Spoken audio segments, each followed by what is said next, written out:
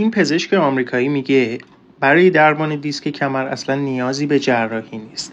بهتره که این 3 حرکت رو به مدت 30 روز انجام بدی تا شرایط عمومی کمرت بهتر بشه.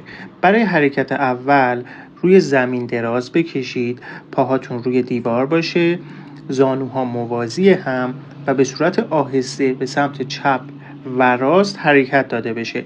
این کار رو 30 تکرار به صورت روزانه انجام بدید. توی حرکت بعدی روی زمین به همون شکل دراز میکشید، پاهاتون رو بالا میارید و پاشنهاتون رو به زمین ضربه میزنید تا شرایط عمومی کمرتون بهبود پیدا کنه. برای حرکت آخر روی زمین به شکم دراز بکشید و بالا تنه خودتون رو آهسته بلند بکنید تا بیرون زدگی خلفی دیسک کمرتون کاهش پیدا بکنه. این حرکت رو به مدت 30 روز اجرا بکنید و برای اون دوستاتون که نیاز دارن کمر دردشون رو بهبود بدن حتما این پست رو ارسال بکنید.